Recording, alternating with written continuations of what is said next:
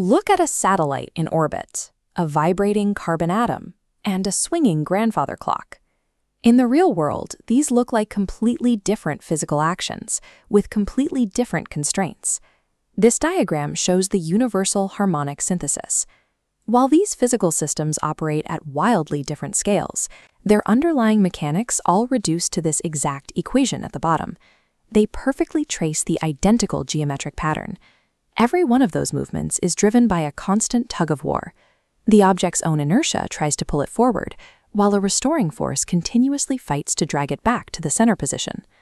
Because they share this exact mathematical signature, we do not need to invent new physics for every swinging or vibrating object. We can use a single geometric blueprint to solve them all. This graphic maps the boundaries of harmonic motion. Notice standard periodic motion on the outside edge.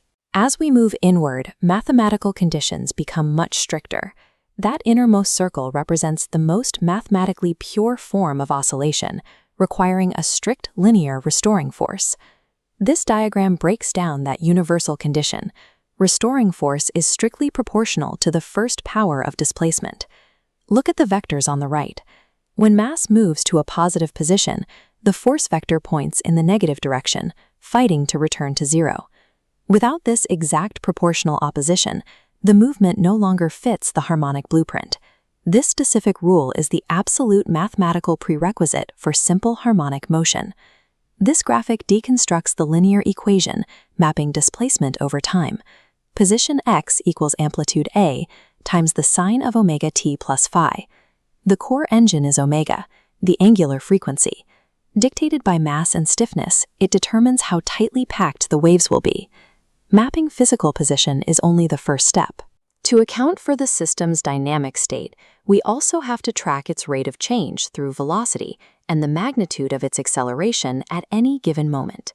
This phase shift chart stacks those variables. Notice the 90-degree offset between the cyan position and amber velocity lines. Velocity peaks when displacement zeroes out. Now look at the crimson acceleration curve. It acts as a dark mirror to position, an exact 180-degree reflection. Tracking three constantly shifting out-of-phase linear equations requires tedious calculus. To reduce that cognitive load, we need a better mathematical tool. Instead of grinding through linear equations, we can step out of one dimension entirely. If we track an object moving in perfect uniform circular motion and shine a light on it, its shadow projects a flawless one-dimensional sine wave on the wall. This diagram illustrates a phasor. It takes complex one-dimensional oscillation and maps it onto a two-dimensional circle. This explains why angular velocity, omega, appears in our linear equations.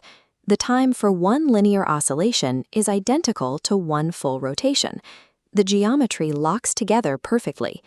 The radius of this imaginary circle always matches the maximum physical amplitude of the wave. By adopting this perspective, we can completely bypass the confusing variations in velocity. We translate fluctuating, nonlinear motion into constant, predictable angular degrees. Let's apply this to a common calculation problem, determining exactly how long it takes an object to travel from its center rest position out to half of its maximum amplitude. This chart navigates the time problem. Traveling half the distance doesn't take half the time, since velocity isn't constant. Using the phasor shortcut, map that distance onto the y-axis. The geometry demands a 30-degree angle. Therefore, 30 degrees takes exactly 1/12 of the total cycle. Mapping the physical problem to a geometric circle provided a flawless instantaneous answer. It proves the phasor model is superior to grinding through standard integration. We can apply this same geometric logic beyond physical position, using it to track the underlying exchange of energy driving the movement. This graph illustrates the energy basin. The top blue line shows total mechanical energy remains a constant ceiling. Beneath it, potential energy drains smoothly into kinetic energy, carving these intersecting parabolas. They intersect at perfect 50-50 equilibrium, occurring at exactly the 45-degree phasor angle. In a mathematically pure harmonic system, energy is never consumed or lost. It is simply translated back and forth in an endless, perfect geometric loop. But pure mathematical systems exist only on paper. We have to examine how this idealized model holds up against complex, messy engineering realities. This spring architecture matrix details structural modifications. Whether you slice a spring in half, run 2 in series, or stack them in parallel, you only change the internal stiffness multiplier.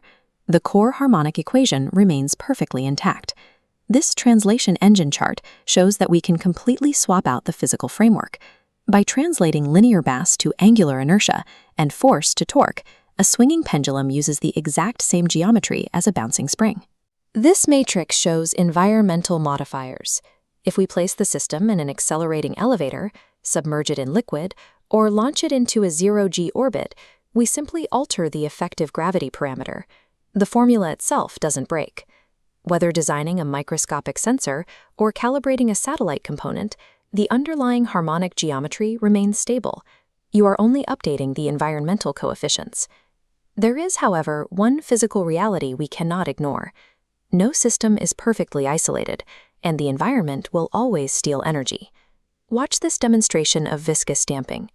Fluid friction continuously pushes back against the system's velocity, sapping the pendulum's momentum and bleeding energy into the environment. This chart maps that exact energy bleed back onto our mathematical blueprint. Notice the dotted line creating an exponential decay envelope. It continuously crushes the sine wave's amplitude over time until the system zeroes out. To keep a system running, engineers must constantly fight this decay by injecting an energy via an external driving force. This final chart maps the extreme outcome of that injection. If the frequency of the external driving force perfectly matches the system's inherent natural frequency, energy transfer maximizes, creating this massive resonance spike. Understanding the harmonic blueprint is a double-edged sword. It provides the precise geometric map required to stabilize the structures we build, and the exact acoustic exploit needed to tear them apart.